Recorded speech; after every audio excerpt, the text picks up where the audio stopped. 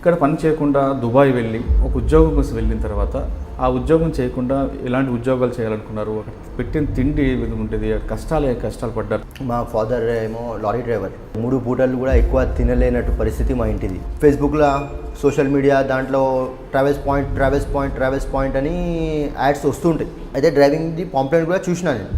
చూస్తే అక్కడ పోయినాక మీరు హాయిగా ఒక 40,000 ఇండియన్ కరెన్సీ సంపాదించవచ్చు చెప్పారు. ప్రాసెస్ మొదలైంది. 1 lakhs రూపీస్ చెప్పారు పంపిణీ. నా జీతమే 8,000 నెల ఉంటే వీళ్ళకి 1 lakh ఎట్లా కట్టగలను సార్? కట్టలేనన్నా. వెళ్ళిపోయినా ఇంటికి.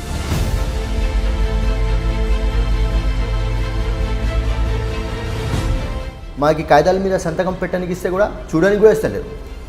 ఇది ఇమిగ్రేషన్ కోసం, తొందర సంతకం పెట్టు, నీ మెడికల్ పాస్ అయిపోయింది, కాంట్రాక్ట్స్ దీని మీద సంతకం పెట్టు. పేపర్లు ఏంటంటే వాళ్ళకి మాకు సంబంధం లేనట్టు పేపర్స్ అవి. దాని తర్వాత ఏం జరిగింది? ఫస్ట్ డే తీసుకుపోయినాక మార్నింగ్ ఫుడ్ ఏం పెట్టలే. అక్కడ ఒక టైం ప్రకారం ఉంటుంది. ఇప్పుడు ఆకలేదు అన్న, ఇక్కడ అన్నం పెడతారా, మేము కొనుక్కొని తినాలంటే పెడతామన్నాం. టైం కాలే, ఇంకా 1 గంటలకి అన్నం పెడతామన్నారు. 1 గంటలకి అన్నం పెట్టారు సార్.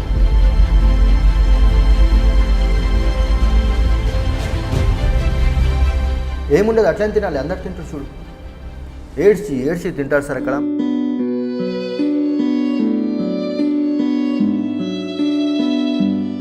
ఇప్పుడు నేను ఫస్ట్ ఒక సీనియర్తో పాటు వెళ్ళిన అక్కడ అదే జాబ్ ఎలా ఉంటుందో చూద్దామని వెళ్తే ఆయన ఆ బండి తోలుతుండు, ఏడుస్తుండు పాపం. ఏందన్నాను అన్న, ఇప్పుడు మొదలైందన్న.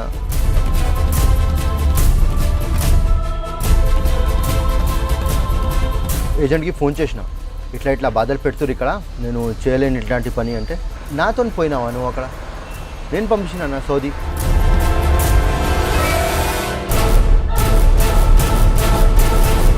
మేము ఎలా చేయిస్తే అలా పని చేయాలి, లేకుంటే ఇక్కడ సెల్లో వేసేస్తే నువ్వు బయటికి కూడా రాలేవు. ఇప్పుడు గమ్మున ఇంకా ఒక 10 days చేసుకున్నా సార్ పని. ఇంకా హెల్త్ లాస్ అవుతున్నా, అన్నం సరిగా లేక, నిద్ర సరిగా లేక. వేరే వాడు మోసం చేశాడని తెలిసిన తర్వాత పోలీస్ స్టేషన్కి వెళ్ళి కంప్లైంట్ ఇచ్చారు. ఫైనల్గా వీళ్ళు ఏం చెప్పారంటే, ఏం పీక్కుంటావు పీక్కు సార్, నేను పోలీస్ దగ్గర వెళ్తా, ఎవరి దగ్గరైనా వెళ్ళు. తెలంగాణ ఫ్రెండ్లీ పోలీస్ అని ఒక నమ్మకంతో నేను పోలీస్ తానే వెళ్ళినా సార్. ఏ పోలీస్ స్టేషన్కి వెళ్ళారు? నేను సైఫాబాద్ పోలీస్ స్టేషన్కి వెళ్ళినా సార్. ఇట్లా ట్రావెల్స్ పాయింట్ ఇట్లా మోసం చేసిండు సార్. ఏమవుతుంది సార్, తిరిగి వచ్చినావు అనుకో, సౌదీ చూసి వచ్చినావు అనుకో.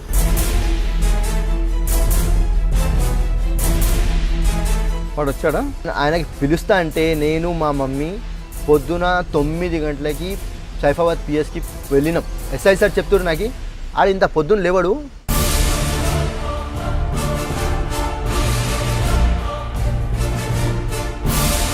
నిజంగా చెప్పాలంటే తెలంగాణ ఫ్రెండ్లీ పోలీస్ అన్నట్టు బిహేవ్ చేస్తలేడు. కొందరు పరిస్థితులు ఎట్లా ఉన్నాయంటే బాత్రూంలో పండుకుంటుర్రు. హౌస్ డ్రైవర్కి పోయిన వాళ్ళకి అట్లీస్ట్ అకామిడేషన్ పేరు మీద ఒక రూమ్ ఇస్తలేరు. అక్కడ బాత్రూమ్స్ ఉన్నాయి కదా, పండుగ తినడానికి వాళ్ళకి మిగిలింది కుక్కకేయకుండా మనకేస్తుంది. ఇండియా నుంచి వెళ్ళే యూత్కి నేను ఒక మెసేజ్ ఇవ్వాలనుకుంటున్నా. వెళ్ళాలనుకుంటే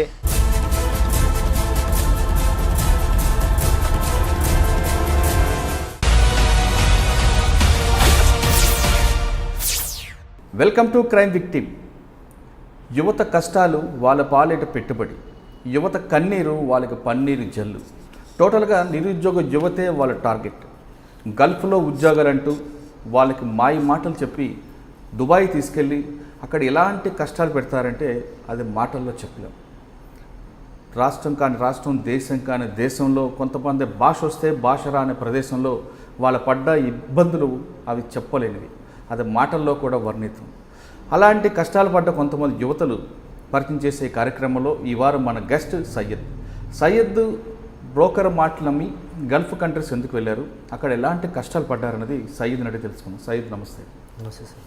సయ్యద్, మీరు ఏం చదువుకున్నారు? చదువుకున్న తర్వాత మీకు ఆ వ్యక్తి ఎలా పరిచయం అయ్యారు? ఇక్కడ పని చేయకుండా దుబాయ్ వెళ్ళి అక్కడ ఎలాంటి కష్టాలు పడ్డారు? మీరు అక్కడ ఒక ఉద్యోగం కోసం వెళ్ళిన తర్వాత ఆ ఉద్యోగం చేయకుండా ఎలాంటి ఉద్యోగాలు చేయాలనుకున్నారు, అక్కడ పెట్టిన తిండి ఏ విధంగా ఉంటుంది, కష్టాలు పడ్డారు, తిరిగి మన సొంత రాష్ట్రానికి రావడానికి ఎలాంటి ఇబ్బందులు ఎదుర్కొంటూ హైదరాబాద్ వచ్చారు? ఈ ప్రశ్నకు సమాధానం చెప్పే ముందు ఒక్కసారి బ్రీఫ్గా మీ ఫ్యామిలీ బ్యాక్గ్రౌండ్ చెప్పండి. Sir, my name is Syed Nasir. నేను మా ఫాదర్ ఏమో లారీ డ్రైవర్, లారీ డ్రైవర్ మేము ఎక్కువ రిచ్ మిడిల్ క్లాస్ పర్సన్ కూడా కాము, మేము పేదోళ్ళం, పూర్ ఫ్యామిలీ నుంచి బిలాంగ్ చేస్తాం సార్. ఏంటంటే ఒక 2 పూటలు తింటే 3 పూటలు కూడా ఎక్కువ తినలేనట్టు పరిస్థితి మా ఇంటిది. అయితే మా డాడీ లారీ డ్రైవరు, ఇంకోటి డ్రింక్ అలవాటాలు, అట్లా ఇండియన్ ప్రాబ్లం తెలిసే ఉంటుంది. దాని తర్వాత నేను అది ఎట్లానో 10th కంప్లీట్ అయిపోయింది, ఇంటర్మీడియట్ కూడా కంప్లీట్ అయిపోయింది, వొకేషనల్ కోర్స్ MLT తోటి ఇక్కడ ఇండియాలో జాబ్ చేస్తుండే. నేను ల్యాబ్ టెక్నీషియన్ జాబ్ చేస్తుండే. అండ్ నా శాలరీ 5,000, 6,000, 8,000 అంతకంటే పైన పోలే. Maximum 8,000 salary per month. నెల అంతా 12 అవర్స్ కష్టపడి చేస్తే కూడా 8,000 కంటే ఎక్కువ శాలరీ వస్తలేదు. చేసి దాని తర్వాత ఫేస్బుక్లో, సోషల్ మీడియా దాంట్లో ట్రావెల్స్ పాయింట్ అని యాడ్స్ వస్తుంటాయి. యాడ్స్ ఎప్పుడు వస్తుంటాయి, మేము ఇట్లా సంపాదించవచ్చు, ఇట్లా పోవచ్చు, ఇట్లా మంచిగా ఇట్లా మేము రిజిస్టర్డ్ అని ట్రావెల్స్ పాయింట్ ఎప్పుడు చెప్పేవాళ్ళు. ట్రావెల్ పాయింట్ కన్సల్టెన్సీ అనేది బషీర్బాగ్లో ఉంది. అతను ఎప్పుడు చెప్తే ఉండు, మేము రిజిస్టర్డ్ ఉన్నాం, మేము ఇల్లీగల్గా ఏం లేవు, మేము మాది జెన్యూన్ కన్సల్టెన్సీ అట్లా చెప్పేవాళ్ళు. అయితే నేను ఒకరోజు పోయి ట్రై చేద్దామంటే, ఇప్పుడు ప్రస్తుతం ఏం వీసాలు లేవు మా దగ్గర, డ్రైవింగ్ వీసా ఉంది. అయితే డ్రైవింగ్ది పాంప్లెట్ కూడా చూసినా నేను. చూస్తే అక్కడ పోయినాక మీరు హాయిగా ఒక 40,000 ఇండియన్ కరెన్సీ సంపాదించవచ్చు, 40,000 దాకా సంపాదించవచ్చు అని చెప్పారు. చెప్తే సరే అని ప్రాసెస్ మొదలుపెట్టిన. డ్రైవింగ్ వస్తుందానికి అంటే వస్తుంది, నా దగ్గర లైసెన్స్ కూడా ఉండే. అయితే ఇక్కడ ఇండియాలో జైలో కార్ అని నాతో ట్రాల్ కొట్టి చెక్ చేసారు నా డ్రైవింగ్. జైలో అది ఒక 4 వీలర్, ఇండియన్లో లైట్ డ్రైవింగ్ లైసెన్స్ సరిపోతుంది జైలో తోలాలంటే, light vehicle that's it.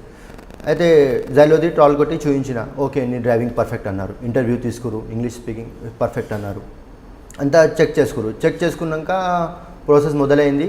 1 lakhs rupees చెప్పారు పంపియనికి, 1 lakhs రూపీస్ చెప్పారు. సరే అని 1 lakhs అయితే నేను కట్టలేను, నా జీతమే 8,000 నెల ఉంటే వీళ్ళకి 1 lakh ఎట్లా కట్టగలను సార్, కట్టలేనన్నా.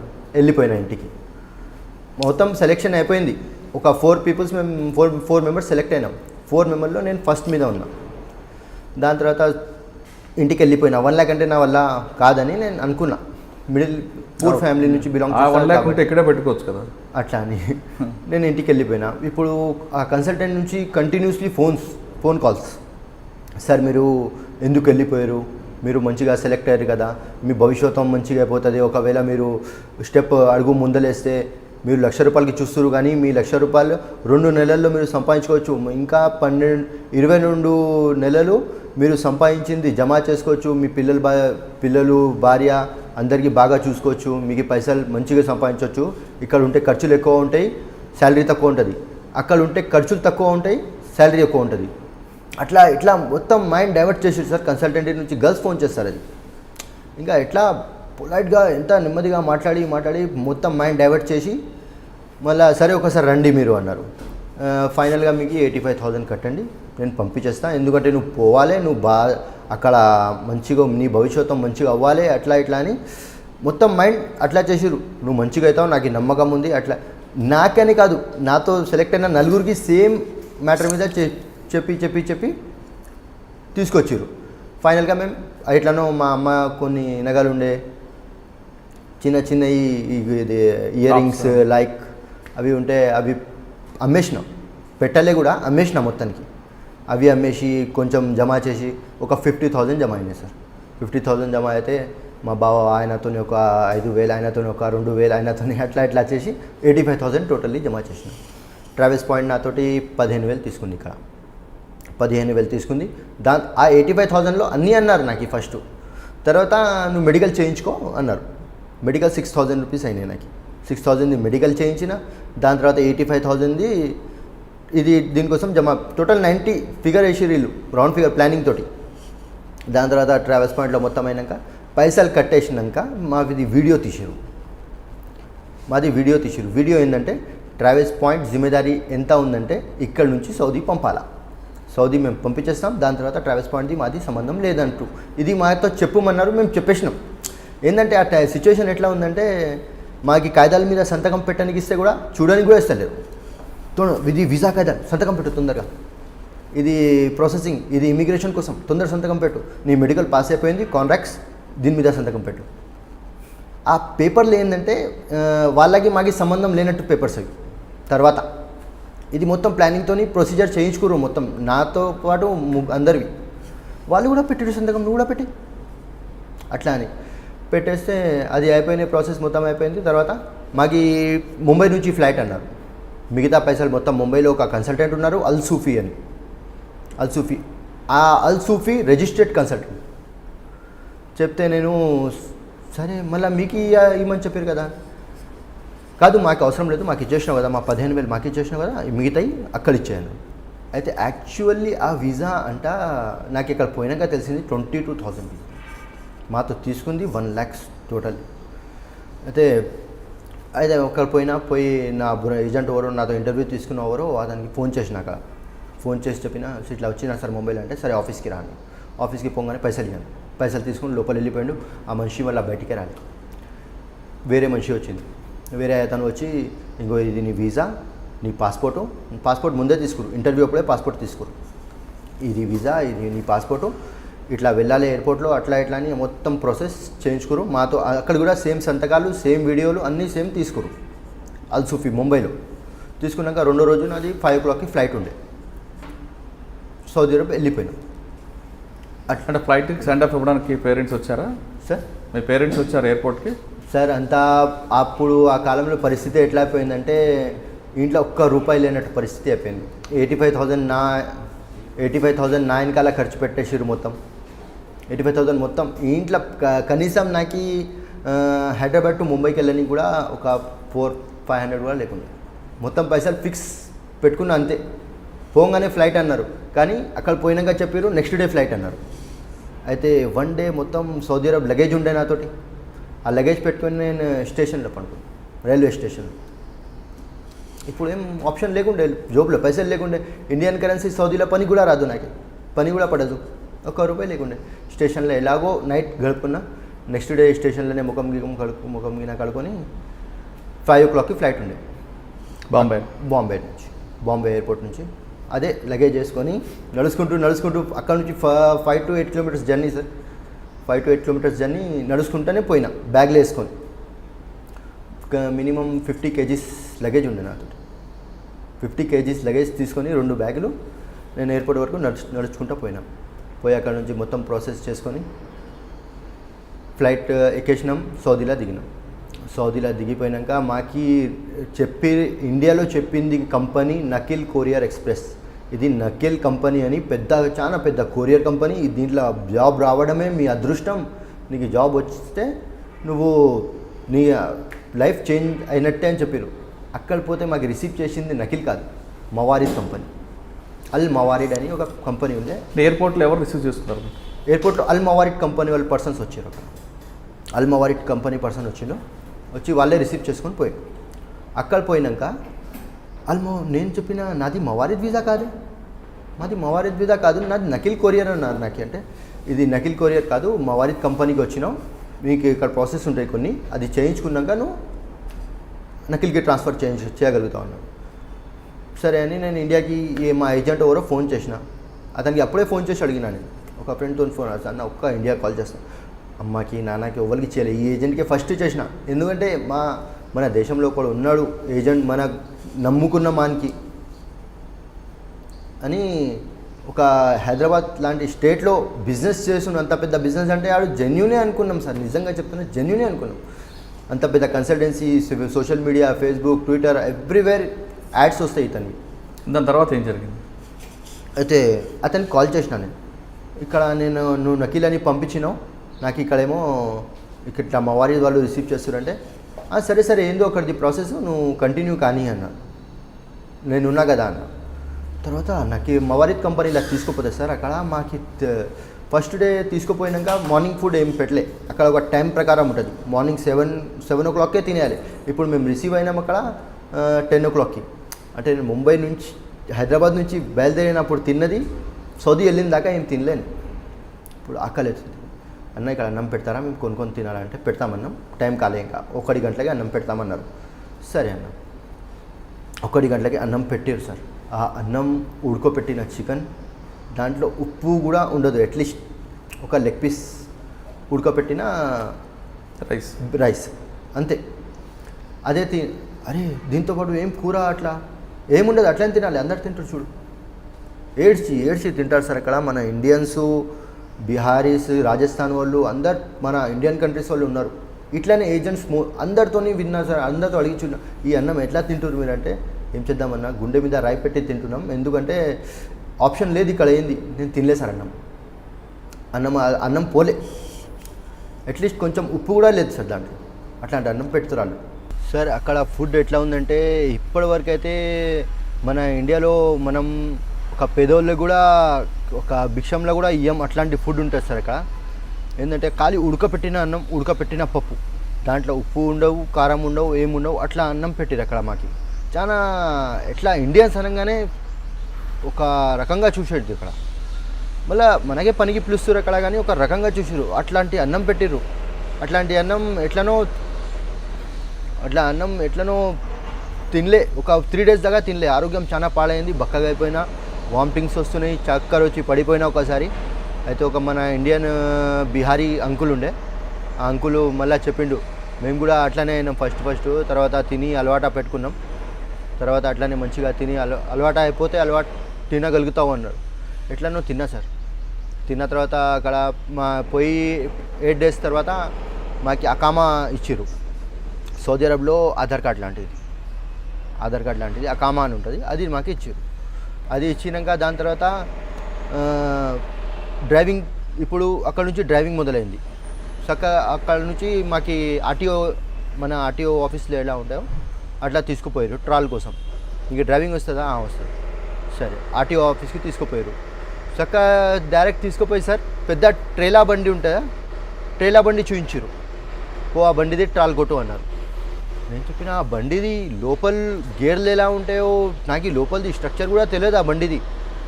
ఇంకా నేను ఆ బండి కోసం రాలే అంటే ఆయన నాకు నా అకామా చూపించిండు. ఇంకో చూడు, నీ అకామా మీద రాసి ఉంది, నువ్వు హెవీ డ్రైవింగ్ మీద వచ్చినావు ఇక్కడ అని. మాకు ఇండియాలో చెప్పింది లైట్ డ్రైవింగ్, ట్రాల్ తీసుకుంది జైలో బండి లైట్ వెహికల్. అక్కడ పోయినాక ట్రైలా చూపిస్తారు హెవీ వెహికల్. నువ్వు వచ్చింది హెవీ వెహికల్ మీద, హెవీ డ్యూటీ మీద వచ్చినావు, నీకు లైట్ డ్రైవింగ్ మీద రాలే.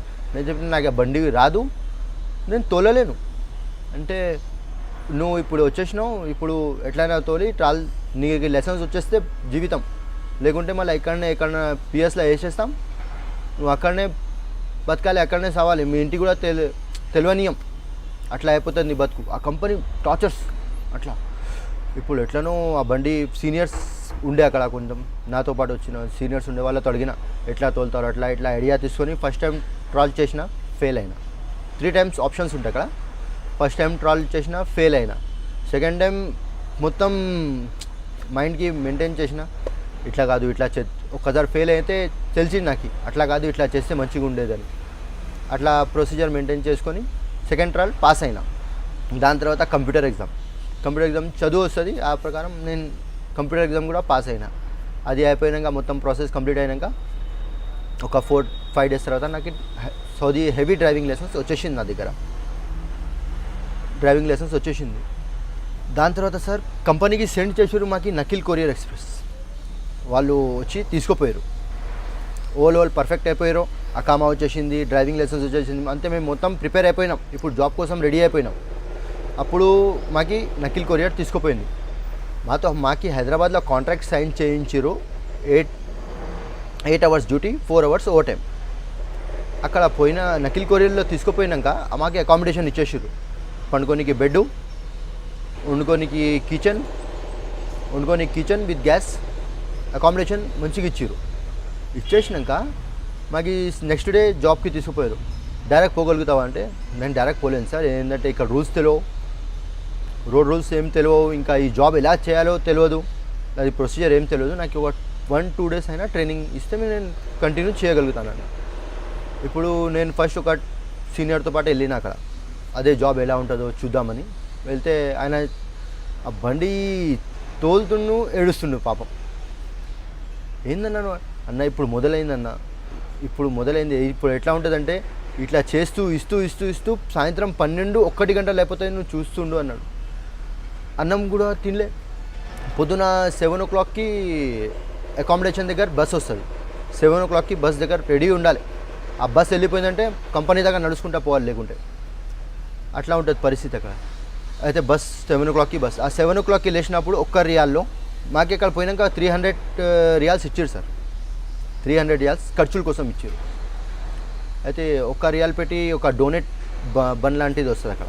ఒక రియాల్ పెట్టి ఆ డోనెట్ బన్ తిని కొంచెం నీళ్ళు తాగేసి పొద్దున 7 o'clockకి ఆ డోనెట్ బన్ మీద సాయంత్రం 2 గంటల వరకు దాని మీదే ఉన్నాం. సాయంత్రం 2 గంటల వరకు అంటే మార్నింగ్ 2 o'clock దాకా ఆ డోనెట్ బన్ మీద డే అంతా కొరియర్లు ఇస్తూ పోతే రాత్రి 1 గంటలు అయిపోతుంది. 1 గంటలకి గోహం వాపస్ కంపెనీకి వస్తాం. కంపెనీకి వచ్చినాక ఆ కంపెనీకి వచ్చి మళ్ళీ అక్కడ సిగ్నేచర్లు ఎవరెవరికి ఇచ్చినావు, ఎలా ఇచ్చినావు, వాళ్ళ సంతకాలు అవి చెక్-ఇన్స్ అవి అయినాక 2-2:30 అవుతుంది కంపెనీలో. మళ్ళీ అక్కడ నుంచి రూమ్కి పోయే వరకు 3 o'clock. Totally 20 to 21 hours job చేయించారు. ఇట్లానే 2 days నా ట్రైనింగ్ అయిపోయింది. ఇప్పుడు నా చేతికి నా బండి ఇచ్చేసారు, వ్యాన్ ఇచ్చారు. నా వ్యాన్ మా చేతికి ఇచ్చేశారు. ఇప్పుడు నేను అందరేమో స్లో పని చేశారు కదా, నేను కొంచెం ఫాస్ట్ పని చేసి తొందర కంప్లీట్ చేసుకొని అకామిడేషన్ వెళ్ళిపోదాం అనుకున్నా. నేను ఏం చేసిన ఫాస్ట్ పని చేయడం మొదలుపెట్టిన. అందరికీ 20 కొరియర్స్ ఇచ్చేది, నాకు కూడా 20 ఇచ్చారు. అయితే 20లో మినిమం 10 కొరియర్స్ 15 కొరియర్స్ అట్లా చేసి రామని చెప్పారు. సరే నేను 10-15 కొరియర్స్ సాయంత్రం 9 గంటల వరకు కంప్లీట్ చేసుకొని నా 10-10:30కి అకామిడేషన్లో ఉన్నా. అయితే నెక్స్ట్ డే ఈ బాబు ఫాస్ట్ పని చేస్తుండు, ఈయనకి 40 కొరియర్లు ఇవ్వండి. అట్లా చేసి నాకు నెక్స్ట్ డే 40 కొరియర్లు ఇచ్చారు సార్. ఆ 40 కొరియర్ చేసే వరకు నాకు రాత్రి 2 గంటలు అయిపోయినాయి. 2 గంటలు అయిపోయినాయి. ఈ రూమ్కి వచ్చే వరకు నాకు 3:30 అయింది. 3:30 అయింది. 3:30 కాగానే అన్న నేను 5-6 days చేసిన ఇట్లనే పని. 6 days దాకా చేసినాక నేను చెప్పిన నేను ఇంత పని చేయలేను సార్, నాకు 8 hours డ్యూటీ చెప్పారు. 8 hours కాక నేను 12 hours కూడా చేయగలుగుతా, 14 hours కూడా చేయగలుగుతా. కానీ 21 hours 22 hours అంటే ఒక్క గంట కూడా నిద్రపోతలేం, తిండి లేదు. మీరు కిచెన్ ఇచ్చేసిరు, ఉండాలి ఎట్లా, టైమే లేదు మా దగ్గర ఒకటి. ఇంకోటి బజార్లు ఏం తెలియవు, పక్కన ఏమున్నాయో కూడా చూడడానికి కూడా టైం లేదు. పొద్దున బయలుదేరుతాం, సాయంత్రం వచ్చేస్తాం. అట్లా అయిపోయింది సార్ మాది. నేను ఇట్లాంటి పని చేయలేను, నాకు టైం మెయింటైన్ అనేది. తొందర పని చేసి వచ్చాయి. నేను తొందర పని చేసి వస్తే మీరు లగేజ్ డబల్ వేసేసారు నాకు. అది చేసే వరకు అంతే టైం అవుతుంది నాకు. చెప్తే ఇక్కడ రూల్స్ ఇంతే ఉంటుంది, ఇదే చేయాలి, ఇట్లానే చేస్తేనే పైకి వస్తావు, లేకుంటే రావు అంటే. ఇప్పుడు అట్లనే ఒక 15 days 20 days చేసిన సార్. 20 days తర్వాత నా హెల్త్ ఇష్యూస్ కాయడం మొదలైంది. అయితే నేను ఏజెంట్కి ఫోన్ చేసిన, ఇట్లా బాధలు పెడుతురు ఇక్కడ ఇట్లా బాధలు పెడుతురు సార్, నేను చేయలేను ఇట్లాంటి పని అంటే. ఉండు నేను మాట్లాడి చెప్తా, నీకు పంపించిన అల్సూఫీ వాళ్ళతో మాట్లాడి చెప్తా, నేను కొంచెం వెయిట్ చేయన్నారు. సరే ఆ ఫోన్ ఆయన 4 days 5 days దాకా కాల్ బ్యాక్ చేయలే నాకు. మళ్ళీ నేనే ఫోన్ చేసిన, కాజీ సార్ ఇట్లా ఇక్కడ ప్రాబ్లం అవుతుంది సార్, ఇంత జాబ్ నేను చేయలేను, 20-21 hours అందరు ప్రాబ్లంలో ఉన్నారు ఇక్కడ. తక్రీబన్ వెళ్ళిపోయారు రిటర్న్. 5 days తర్వాత నేను కాల్ చేసిన, సార్ నేను ఇట్లా మీ తరపున సౌదీ వచ్చినా కదా, నేను ఇట్లా నాసర్ మాట్లాడుతున్నా, ఇక్కడ ఇట్లా ప్రాబ్లమ్స్ అవుతున్నాయని మీకు 5 days ముందు చెప్పినా. నేను 5 days ముందు ఇట్లా అని చెప్పినా మీకు పరిస్థితిలో, అయినా మీరు 4 days తర్వాత కాల్ చేస్తా అన్నారు, ఇంకా చేయలే అంటే. నాతో పోయినావా నువ్వు అక్కడ? నేను పంపించిన నా సౌదీ. మారిపోయింది సార్ మనిషి అక్కడ. రాంగ్ నెంబర్ మాట్లాడుతున్నావు, రాంగ్ నెంబర్ ఉందని పెట్టేసిండు ఫోన్. ఇప్పుడు నా దగ్గర ఏం ఆప్షన్ లేకుండా పోయినాయి. నేను మళ్ళీ మా ఫ్యామిలీకి ఫోన్ చేసి చెప్పిన, ఇక్కడ ఇట్లా ట్రబుల్ ఇస్తారు, ఇల్లు ఇట్లా టార్చర్స్ పెడతారు, నువ్వు పోయి ఆ ఏజెంట్ ఆఫీస్కి కలిసి మాట్లాడన్న. ఆఫీస్కి పోయి ఏజెంట్తో మాట్లాడడానికి మా మమ్మీ డాడీ మా అక్క వాళ్ళ హస్బెండ్ వీళ్ళు ట్రై చేస్తే ఆ ఏజెంట్ ఏమో కలుస్తూనే లేడు. కాజీ సార్ ఇప్పుడు లేడు, సాయంత్రం రండి. సాయంత్రం వెళ్తే పొద్దున్న రండి. ఆయన రాలే, ఆయన అవుట్ ఆఫ్ వెళ్ళిండు, ఆయన దుబాయ్ వెళ్ళిండు. స్టాఫ్ వాళ్ళు ఇట్లానే తిప్పుతురు. అయితే 5-6 days మా అమ్మ నాన్న ఇక్కడ తిరిగితే మళ్ళీ అక్కడ నాకు ఒక అతను ఆప్షన్, నువ్వు డైరెక్ట్ చెప్పే నేను చేయలేను, నేను వెళ్ళిపోతాను ఇంటికి అని చెప్పేయి అన్నాడు. నేను అట్లా అని చెప్పిన, నాకు పంపించేసాను భయ్, నేను ఈ పని కోసం ఇంత కష్టపడడానికి రాలే అంటే. నేను చెప్పినా సార్ ఇట్లా నువ్వు వచ్చింది నీ ఇష్టం ప్రకారం, వెళ్ళాలి మా ఇష్టం ప్రకారం. ఆ కంపెనీలో అట్లా చెప్పారు, మేము ఎలా చేయిస్తే అలా పని చేయాలి, లేకుంటే ఇక్కడ సెల్లో వేసేస్తే నువ్వు బయటికి కూడా రాలేవు. నీ పరిస్థితి అట్లా అయిపోతుంది. మీ ఇంటి వాళ్ళు ఏడుస్తుండాలి జీవితం అంతా, కానీ నీ బాడీ కూడా దొరకదు, అట్లా అయిపోతుంది. నేను ఇప్పుడు గమ్మున ఇంకా ఒక 10 days చేసుకున్నా సార్ పని. ఇంకా హెల్త్ లాస్ అవుతున్నా. అన్నం సరిగా లేక, నిద్ర సరిగా లేక హెల్త్ ఇష్యూస్ చాలా అయినాయి. దాని తర్వాత నేను ఒక అతను చెప్పిండు నాకు, ఇక్కడ ఏమైనా ఇండియాలో ఫ్యామిలీ ఎమర్జెన్సీ అని చెప్పు, ఇక్కడ కొంచెం వాళ్ళు షిరిటీ కోసం పైసలు కట్టుకుంటారు, పైసలు కట్టేసి నువ్వు ఇండియా వెళ్ళిపో, మళ్ళీ తిరిగి రాకని చెప్పారు. అయితే నేను నా వైఫ్ కూడా ప్రెగ్నెంట్ ఉండే ఆన్ ద టైం. అయితే చెప్పినా నేను అట్లా, మా వైఫ్ ఇట్లా ప్రెగ్నెంట్ ఉంది, కొంచెం ప్రాబ్లమ్స్ నడుస్తున్నాయంట, husband signature it's must there చెప్తే వాళ్ళు చెప్పారు పంపలేను. అక్కడ నుంచి మెడికల్ సర్టిఫికేట్స్ తెప్పాను. నేను కూడా ఒక డయాగ్నోస్టిక్ సెంటర్కి సీనియర్ టెక్నీషియన్ని. అయితే నేను ఇక్కడ డాక్టర్స్కి చెప్పిన, సార్ ఇట్లా ట్రబుల్లో ఉన్నా, ఇక్కడ వీళ్ళు సర్టిఫికేట్స్ అడుగుతారంటే ఇక్కడ నాకు ఈ డాక్టర్స్ హెల్ప్ చేశారు ఇండియాలో. సరే మేము సర్టిఫికేట్స్ ఏమో పంపిస్తాము, నువ్వు షో చేసుకో అన్నాడు. వాళ్ళు మెయిల్ చేశారు నాకు. మెయిల్ చేయిస్తే నేను చూపించిన, ఇంకో ఇట్లా ప్రాబ్లమ్స్, హస్బెండ్ సిగ్నేచర్ లేకుండా నా వైఫ్ది అబార్షన్ కూడా చేస్తలేరు. ఇది మాట నిజం కాదు సార్. అవును, నేను వాళ్ళకి చెప్పింది అబద్ధం ఇది. ఎందుకంటే నాకు అక్కడ బయటికి రానికి ఒక ఆప్షన్ పెట్టిన అక్కడ నేను. అది పెడితే అవునా అట్లా ప్రాబ్లమ్స్ ఉన్నా అంతా విన్నారు సార్. వీళ్ళు విని కూడా ఏం చేసారు, సరే ఒక పని చేయి, ఒక 6,000 రియాల్ ఖర్చు అవుతాయి నీకు ఇక్కడ నుంచి వెళ్ళాలంటే. టికెటు, వీసా, ఎగ్జిట్ పాస్, ఇది 3 తీసుకోనికి. ఇంకా నీకు ఇన్ని రోజులు పెట్టి మవారిలో పెట్టి ఫుడ్ ఇచ్చింది, ఈ కంపెనీలో పిలిచింది, ఇది మొత్తం ఛార్జెస్ అప్పుడు వాళ్ళు ఇంక్లూడ్ చేసారు. నాకు ఈ రిటర్న్ పంపిణీకి 6,000 రియాల్స్ కట్టు, నీకు మేము పంపిస్తామన్నాం. నా దగ్గర బిల్స్ అన్నీ రెడీ ఉన్నాయి సార్. అయితే 6,000 రియాల్ ఎక్కడి నుంచి కట్టాలి? నా salary 1,200 riyal per month. 1,200 riyal మీద నేను పోయినా సార్ అక్కడ. ఇప్పుడు 6,000 రియాల్ ఎక్కడి నుంచి కట్టాలి అని కొంచెం మా రిలేటివ్స్ ఉండే అక్కడ, అంటే దూరం. నేను ఉండేది రియాద్, జిద్దాలో, మక్కాలో. అతనితో ఒక 1,000 రియాల్, అతనితో ఒక 1,000 రియాల్, ఒకరితో 2,000 రియాల్ అట్లా తీసుకొని అడ్జస్ట్ చేసి 6,000 రియాల్ నేను అక్కడ మొత్తం కట్టేసిన సార్. కట్టేసినాక మళ్ళీ వాళ్ళు నాకు ఇండియాకి పంపించారు. ఇండియాకి పంపిస్తే నేను ఇండియాకి వచ్చిన అన్ని బిల్స్.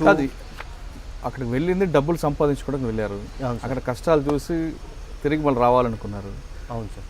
వెళ్తున్నప్పుడే మీరు 85,000 రూపాయలు ఇంటి దగ్గర అప్పు చేసుకెళ్ళారు. అప్పు చేసి ఆ అప్పు తీర్చలేదు, తీర్చక సరిగదా మళ్ళీ 6,000 రూపాయలు, 6,000 రియాజులు అప్పు చేయాల్సి వచ్చింది. అప్పు చేయాలి. ఇదంతా ఒక షాక్ అనిపించలేదా? చాలా షాక్ అనిపించింది సార్. అది ఎట్లా పరిస్థితి అంటే ఒక శని లెక్క మీద పడినట్టు వచ్చేసింది సార్ నాకు. మంచి ఉన్నా చేసుకుంటున్న జాబ్ వదిలేసి ఇక్కడ వెళ్ళడం, మళ్ళీ ఒకటి ఇండియాలో అప్పులు అయిపోయినాయి, ఆ అప్పులైనా తీరుద్దామని చేసుకుందామంటే అక్కడ అంత పెద్ద జాబ్ టార్చర్స్ పెడుతున్నారు వాళ్ళు. అట్లా చేయలేను సార్. కొంచెం డైలీ 10 ఇవ్వండి, నేను 10 మొత్తం పూర్తి చేసి వస్తాను కొరియర్స్ అంటే అట్లా కూడా నమ్ముతలేరు వాళ్ళు. అంటే ఆ విధంగా వైఫ్కి హెల్త్ బాగాలేదని ఒక ఫేక్ సర్టిఫికేట్ హైదరాబాద్ నుంచి నేను హైదరాబాద్కి వచ్చిన తర్వాత మా దగ్గరికి వెళ్ళారా? అతని దగ్గర వెళ్ళిన ఏజెంట్ దగ్గర వెళ్ళి, ఆ ఏజెంట్ కలవలే నాతోటి, వాళ్ళ మిస్సెస్ వాళ్ళు ఉండే, వాళ్ళతో చెప్పినాను, మీరు ఏం చెప్పి పంపించారు, లైట్ డ్రైవింగ్ అని పంపించారు. అక్కడ పోయినాక నాకు హెవీ ట్రాల్ వేయించారు. అక్కడ ఫుడ్ చాలా బాగుంటుంది, మందులు ఇస్తారు, అది ఇది అని చెప్పారు. అక్కడ పోయినాక ఉడుకోపెట్టిన అన్నం ఇచ్చారు. అది కష్టాలు నాది పోనీయండి. నేను ఏదో బాధపడినా, చాలా ఏడ్చి సార్, చాలా బాధ. ఎప్పుడు నేను నా జీవితంలో అంత పేద ఫ్యామిలీతో ఉన్నా కానీ బాధ ఫ్యామిలీతో లేను. నేను చెప్పిన ఇట్లా అంత ప్రాబ్లమ్స్ ఫేస్ చేసిన. అయితే ప్రాబ్లమ్స్ అని పక్కన పెట్టండి, నాకు 2 lakhs మీ వల్ల ఖర్చు అయినా ఇప్పుడు దాకా మొత్తం. నాకు ఆ పైసలు నాకు ఇచ్చేస్తే నేను ఓవదోలతో అప్పులు తీసుకున్నాను, వాళ్ళ అప్పులు తీర్చేసి నేను మళ్ళీ నా జాబ్ మొదలు పెట్టుకుంటా అంటే సార్ మేము ఎందుకు ఇవ్వాలి? వస్తే అప్పుడు మాతో అడగనీకి అక్కడి నుంచి కాల్ చేసినప్పుడు మీరు రెస్పాన్స్ ఇవ్వాలి. నేను అదే అనుకున్నా, ఈ జాబ్ కాక మీకు కన్సల్టెన్సీ ఉంది కదా, వేరే వాడు మోసం చేశాడని తెలిసిన తర్వాత పోలీస్ స్టేషన్కి వెళ్ళి కంప్లైంట్ ఇచ్చారు సార్. అది చెప్తా సార్. వీళ్ళకి చెప్పినా నేను ఫస్ట్, ఇట్లా మళ్ళీ మీరు ఇట్లా ప్రాబ్లమ్స్ అయినాయి కదా, నాకు 2 lakhs నాకు ఇచ్చేయండి, నేను చాలా అప్పుతో వెళ్ళినా, ఇచ్చేస్తే నేను వాళ్ళకి ఇచ్చేయండి, నేను నా జాబ్ మొదలు పెడతా అన్న. అట్లా అట్లా ఇస్తామని ఇక్కడ రాసి ఇచ్చినావు నాకు, నువ్వు ఏమైనా అయితే మేము ఇస్తామని ఇక్కడ రాసి ఉన్నదా అని వీళ్ళు అట్లా చెప్తే నేను ఇప్పుడు ఏం లేదు సార్, పోలీస్ ఒక్కటే ఆప్షన్ ఉంది నా దగ్గర. ఫైనల్గా వీళ్ళు ఏం చెప్పారంటే, ఏం పీక్కు ఈ మాట చెప్పారు ట్రావెల్స్ పాయింట్ వాళ్ళు నాతోని. ఏం పీక్కుంటావు పీక్కు, మేమైతే నీకు ఏమి ఇయ్యం. సార్ నేను పోలీస్ దగ్గర వెళ్తా, ఎవరి దగ్గరైనా వెళ్ళు, ఎవరు నాకు ఏం చేయలేరని ఇంత కాన్ఫిడెంట్గా చెప్తుండు. పోలీస్ కూడా నాకు ఏం చెయ్యలేదు అని ఆయన అంత కాన్ఫిడెంట్గా చెప్పిండు. ఆయన ఒక నమ్మకం, తెలంగాణ ఫ్రెండ్లీ పోలీస్ అని ఒక నమ్మకంతో నేను పోలీస్ తానే వెళ్ళినా సార్. ఆ మాట పిలిచి అప్రోచ్ అయ్యి రిసెప్షన్ మీద చెప్పిన నాకు ఏ పోలీస్ స్టేషన్కి వెళ్ళారు? నేను సైఫాబాద్ పోలీస్ స్టేషన్కి వెళ్ళినా సార్. ఓకే. సైఫాబాద్ పోలీస్ స్టేషన్కి వెళ్ళినా. ఫస్ట్ నేను వెళ్ళింది రచ్చకొండకి పోయి కంప్లైంట్ ఇస్తే ఇక్కడ తీసుకో మీ కంప్లైంట్, ఆయనకి సంబంధించిన పోలీస్ స్టేషన్కి వెళ్ళు. ఆ పోలీస్ స్టేషన్ కనుక్కున్నది సైఫాబాద్ పోలీస్ స్టేషన్ వెళ్ళింది. సైఫాబాద్కి పోయి సైఫాబాద్లో నేను మ్యాటర్ మొత్తం చెప్పిన, ఇట్లా అయిందంటే నాతో ఎస్ఐ సార్, ఆ టైంలో SI I think Jagadish sir ఉండే 2 years బ్యాక్, జగదీష్ ఎస్ఐ. ఆయనకి చెప్పిన విషయం మొత్తం, సార్ ఇట్లా ట్రావెల్స్ పాయింట్ ఇట్లా మోసం చేసిండు సార్. ఏమవుతుంది సార్, తిరిగి వచ్చినావు అనుకో, సౌదీ చూసి వచ్చినావు అనుకో, ఏం కేసులు పెట్టి అవి చేసి టైం వేస్ట్ ఎందుకు చేసుకుంటావు, పోయి హాయిగా ఇంటికి పోయి మంచిగా అన్నం తిని కప్పుకొని పండుకో, పొద్దున్న నుంచి లేచి వేరే జాబ్ చూసుకో. నాకు ఈ పోలీస్ స్టేషన్లో ఇట్లా రెస్పాన్స్ వచ్చింది. అయితే నా మాట వింటలేరు అని నేను ఇంటికి వచ్చి ఏడుచుకుంటా అమ్మకి చెప్పిన, మాకు ఇట్లా కర్జా అయిపోయినాయి, ఇట్లా అప్పులు అయిపోయినాయి, ఇప్పుడు ఏం చేద్దామమ్మా, పోలీసు వాళ్ళు కూడా పట్టించుకుంటలేరు అని పోయి చెప్తే, అట్లా పట్టించుకొని నేను వస్తాను నీతోటి నడు అని నేను మళ్ళీ నా మదర్తో వెళ్ళిన. మా మదర్ కూడా సేమ్ చెప్పారు సార్ వాళ్ళు, పోలీసు వాళ్ళు సైఫాబాద్ పోలీస్ స్టేషన్లో సేమ్ ఇట్లనే చెప్పారు. ఏమవుతుందమ్మా ఫస్ట్ తెలుసుకోవాలి, ఆడు జెన్యూనా కాడా తెలుసుకొని పోవాలి. ఇప్పుడు పోయిర్రు తిరిగి వచ్చిన అనుకోండి, ఇప్పుడు ఆయనకి ఏం చేయలేమంటారు. మీ దగ్గర ఒక ఆప్షన్ ఉంది, ఆయనకి పిలుస్తా, ఆయనకి పిలిచి కూర్చోబెడతా, ఏదో ఫేస్ టు ఫేస్ మాట్లాడిస్తా, ఆడ ఎంత ఇస్తాడో తీసుకోండి వెళ్ళిపోండి అంటే దాన్ని కూడా రెడీ అయిపోయినా సార్. ఇప్పుడు పోలీసు చెప్తారంటే వాడు వచ్చాడా సార్, ఆయనకి పిలుస్తా అంటే నేను మా మమ్మీ పొద్దున 9 గంటలకి సైఫాబాద్ పిఎస్కి వెళ్ళినాం. పొద్దున 9 గంటలకి ఎస్ఐ సాబ్తో కలిసినాం, చెప్పినాం సార్ ఇట్లా మీరు రమ్మన్నారు కదా, ఆయనకి పిలుస్తా అన్నారు కదా. ఆడింత పొద్దున్న లేవడు, ఎస్ఐ సార్ చెప్తారు నాకు, ఆడింత పొద్దున్న లేవడు, ఆయన ఆఫీసు 10 o'clockకి ఓపెన్ అవుతుంది కదా, అప్పుడు నేను ఫోన్ చేసి పిలుస్తా. ఆ 10 o'clock ముందు సార్ ఏమో అసెంబ్లీ దగ్గర నాకు డ్యూటీ వచ్చింది, బందోబస్తు, నేను వెళ్తున్నా. ఎస్ఐ సార్ అక్కడ వెళ్ళి అప్పుడు ఆయన రిటర్న్ ఎప్పుడు వస్తుండే 5 గంటలకి తిరిగి వస్తుండే. 5 గంటల దాకా నేను మా అమ్మ ఆ పిఎస్ ముందర కూర్చున్నాం, చెట్టు కింద బయట కూర్చొని. అట్లనే పొద్దున్న నుంచి సాయంత్రం అట్లనే అవుతుంది. 5 o'clock, అరే మీరు ఇప్పుడు దాకా ఇక్కడనే ఉన్నారా? అవును సార్, మళ్ళీ మీరు పిలుస్తా అన్నారు, మాట్లాడిస్తా అన్నారు. ఆయన ఇక్కడ నువ్వు వెళ్ళిండంట, నేను నీకు ఫోన్ చేస్తాను, నువ్వు పో. అయితే next day sir call wait చేసిన, నేను నెక్స్ట్ డే కాల్ రాలా. 3rd day మళ్ళీ నేను వెళ్ళిన పిఎస్కి. ఆయన లేడేమో ఇక్కడ, ఫోన్ కూడా రిసీవ్ చేస్తలేడు. పోలీస్ దగ్గర ఎంత అథారిటీ ఉంటుంది సార్, పోయి లేపుకొని రావచ్చు మనిషిని, అంత అథారిటీ పోలీస్ దగ్గర ఉంటుంది. కానీ వీళ్ళు, నేను దాంతో మాట్లాడడానికి ఫోన్ చేసినా ఫోన్ లిఫ్ట్ చేస్తలేడు. ఎట్లా మాట్లాడుతుంటే నిజంగా చెప్పాలంటే తెలంగాణ ఫ్రెండ్లీ పోలీస్ అన్నట్టు బిహేవ్ చేస్తలేడు సార్. ఎట్లనో అయింది అది. అయిపోయాక నేను 5 days 6 days 10 days అట్లనే తిరుగుతున్నా. తర్వాత ఏమో ఒక పొలిటికల్ ఎంఐఎం పార్టీకి సంబంధించిన క్యాండిడేట్ లీడర్ ఉండే, ఆయన దగ్గర పోయినా. ఆయన కోసం కూడా ఎవరు చెప్పారు తెలుసా సార్ నాకు, సైఫాబాద్ పోలీస్ స్టేషన్లో ఉన్న కానిస్టేబుల్ అన్న ట్రావెల్స్ పాయింట్ కోసం ఇక్కడ పట్టించుకోరు, నువ్వు ఒక్కనివే కాదు ఇన్ని ఫైల్స్ ఉన్నాయి ట్రావెల్స్ పాయింట్కి సంబంధించినవి, కేసులు పట్టించుకోరు. ఇట్లా నువ్వు కంప్లైంట్ ఇచ్చిపోయినావు అనుకో, నీ కంప్లైంట్ పక్కన పెడతావు. నువ్వు సాబ్తోని కలు, AIMIM షహబాజ్ ఖాన్ సార్ పేరు, అతనితోని కలిసిన, సార్తోని కలిసిన, MIM సార్తో కలిస్తే ఆయనకి చెప్పిన ఇట్లా ఉందంటే, పోలీసు వాళ్ళు ఏం చెప్పారు అంటే ఇట్లా చెప్తారు సార్, మొత్తం విషయం చెప్తే సరే నువ్వు రేపు రా అని సార్ చెప్పారు నాకు. రేపేమో చాంద్ పాషా ఫ్రమ్ జగిత్యాల్ సోషల్ వర్కర్కి షహబాజ్ అహ్మద్ ఖాన్ సార్ పిలిచిర్రు, జగిత్యాల నుంచి హైదరాబాద్కి పిలిచిర్రు. ఇట్లా చాంద్ పాషా సార్ గల్ఫ్కి ఏమైనా ప్రాబ్లమ్స్ అయితే సార్ సాల్వ్ చేస్తారు, ఆయనకి గల్ఫ్తోని చాలా కాంటాక్ట్స్ ఉన్నాయి. అయితే సార్ మొత్తం చాంద్ పాషా సార్ నా మాట విని నాకు హెల్ప్ చేయడానికి పోలీసు వాళ్ళు పట్టించుకుంటలేరు కదా, సరే మనం ప్రొటెక్టర్ ఆఫ్ ఇమిగ్రెంట్ ద్వారా పోదాం అని ప్రొటెక్టర్ ఆఫ్ ఇమిగ్రెంట్కి ఒక లెటర్ DGP సార్కి, KTR సార్కి, KCR సార్కి, honourable home minister honourable home minister plus Sushma Swaraj madam గారికి అందరికీ ఒక్కొక్క లెటర్ ఇట్లా ఉన్నాయి సార్. అందరిది మెన్షన్ చేసి ఉన్నాయి నా దగ్గర, అందరిది మెన్షన్ చేసి ఉన్నాయి. ఫైనల్గా మీకు న్యాయం జరిగిందా అన్యాయం జరిగిందా? అన్యాయం జరిగింది సార్. అంటే మీ డబ్బులు మీకు రాలేదు? ఇంకా రాలే. ఇంకా 2 years, 3rd year నడుస్తుంది సార్. ఇది 3rd year నడుస్తుంది. పైన దాకా వెళ్ళిపోయినా సార్. నాకు ఫైన్ ఢిల్లీ నుంచి కూడా లెటర్ వచ్చింది, పోలీస్కి కూడా లెటర్ వచ్చింది. ఈ బాబుది కేసు ఏందో కొంచెం యాక్షన్ తీసుకోండి. అంటే మీరు వెళ్ళి వచ్చిన 2 సంవత్సరాలైనా ఇంతవరకు మీకు న్యాయం జరగలేదు? న్యాయం జరగలేదు సార్. పోలీస్ స్టేషన్ తిరిగాను చాలా. ఇది చూడండి సార్, డేటు 24/1/19. మొన్న కూడా కంప్లైంట్ ఇచ్చి వచ్చిన సైఫాబాద్ పోలీస్ స్టేషన్. ఏమంటారు ఇప్పుడు కూడా? తీసుకోలే ఇంతవరకు సార్. ఇది సంతకం చేసి రెడీ పెట్టి ఉన్నా, ఓకే. ఇంకా తీసుకోలే. ఫైనల్గా 2 క్వశ్చన్స్ ఆన్సర్ చెప్పండి సార్. అక్కడ వెళ్ళి సంపాదించాలని, 4 డబ్బులు సంపాదించుకొని సుఖం స్థిరపడాలని ఉద్దేశంతో వెళ్ళారు. కానీ అక్కడ కష్టాలు చూసి భరించలేక తిరిగి అప్పుల పాలైపోయి వచ్చారు. అప్పుల పాలైపోయి. కానీ అక్కడ మీలాంటి వాళ్ళు ఎంతమంది ఉన్నారు? 1 సార్. 2 ఇకపై మీలాంటి యువకులు గల్ఫ్ కంట్రీస్కి వెళ్ళకుండా ఉండడానికి మీరు ఇచ్చే మెసేజ్ సార్? అక్కడ మన Indians, Nepalese, Pakistanis every country నుంచి వచ్చిన వాళ్ళు చాలా మెయిన్ థింగ్ ఇండియన్స్కి అక్కడ రెస్పాన్స్ ఇస్తలేరు. ఫస్ట్ పాయింట్, ఇండియన్స్కి అక్కడ రెస్పాన్స్ ఇస్తలేరు. తినడానికి ఎట్లా చూస్తున్నారంటే ఒక అడుక్కొని తినే వాళ్ళకి ఎట్లా చూసుకుంటామో అయినా వాళ్ళకి కూడా మనం మంచిగా చూసుకుంటాం. కానీ అంతకంటే ఘోరం చూస్తున్నారు సార్. సౌదీ అరబ్, దుబాయ్ అక్కడ కంట్రీస్లలో మన ఇండియన్స్కి కొందరు పరిస్థితులు ఎట్లా ఉన్నాయంటే బాత్రూంలో పండుకుంటుర్రు. హౌస్ డ్రైవర్కి పోయిన వాళ్ళకి అట్లీస్ట్ అకామిడేషన్ పేరు మీద ఒక రూమ్ ఇస్తలేరు. అక్కడ బాత్రూమ్స్ ఉన్నాయి కదా, పండుకో, కార్లో పండుకో. తినడానికి వాళ్ళకి మిగిలింది కుక్కకి వేయకుండా మనకేస్తారు. అట్లా బతుకులో మన వాళ్ళకి అయిపోతుంది అక్కడ. ఇంకోటి, మన ఇండియా నుంచి వెళ్ళే నెక్స్ట్ యూత్కి నేను ఒక మెసేజ్ ఇవ్వాలనుకుంటున్నా. వెళ్ళడానికి ఒకవేళ మీరు గల్ఫ్ వెళ్ళి సంపాదించాలనుకుంటున్నారంటే, నేను ఆయనకి 85,000 ఇచ్చిన, అక్కడ 66,000 రియాల్స్ కట్టి వచ్చిన. నేను తప్పు చేసిన ఏంటంటే, నేను ఎంక్వైరీ చేసుకోలే. ఏంటంటే నేను పోయిన ఏజెంట్ రిజిస్టర్డ్ ఉన్నారా అన్రిజిస్టర్డ్ ఉన్నారా చూసుకోలే. నేను విన్నది యాప్స్లో, సోషల్ మీడియా తరపున చూసింది నేను నమ్మి వెళ్ళిన.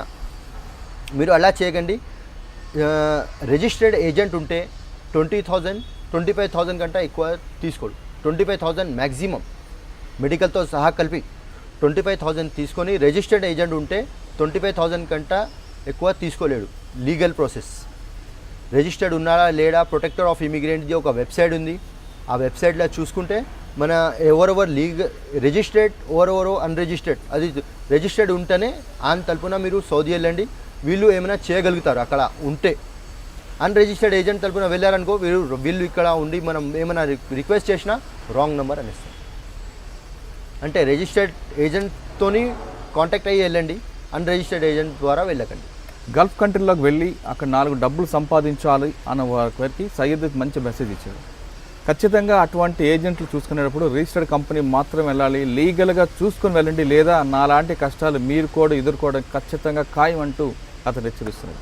ఇకపై ఎవరైనా స్టూడెంట్స్ కానీ లేదా యువత లేదా నిరుద్యోగులు గల్ఫ్ కంట్రీకి వెళ్ళాలంటే ఖచ్చితంగా ఆ పోర్టల్లోకి వెళ్ళి సన్ని చూసుకొని తర్వాత లీగల్గా అన్ని అడ్వైజ్ తీసుకున్న తర్వాత వెళ్ళండి. లేదా అక్కడికి వెళ్ళిన తర్వాత ఆ గల్ఫ్ వాళ్ళు పెట్టే కష్టాలు మాత్రం భరించడం తప్పని పరిస్థితి ఎదురే అవకాశం ఉంది. ఇది ఈ వారం సయ్యద్తో ఎక్స్క్లూజివ్ ఇంటర్వ్యూ. వచ్చే వారం మరో గెస్ట్తో మళ్ళీ కలుద్దాం. అంతవరకు నమస్కారం. For more videos, subscribe to iDream. And loads of fun entertainment and content, do watch iDreams. Do subscribe iDream Media. దయచేసి iDreams మీరు సబ్స్క్రైబ్ చేయాల్సిందిగా నేను కోరుతున్నాను. I am Dr. Nayak, DT Nayak. For more videos, please subscribe to iDream. Please subscribe iDream News. Please subscribe iDream. Please subscribe iDreams. మీరు చూస్తున్నారు iDream News.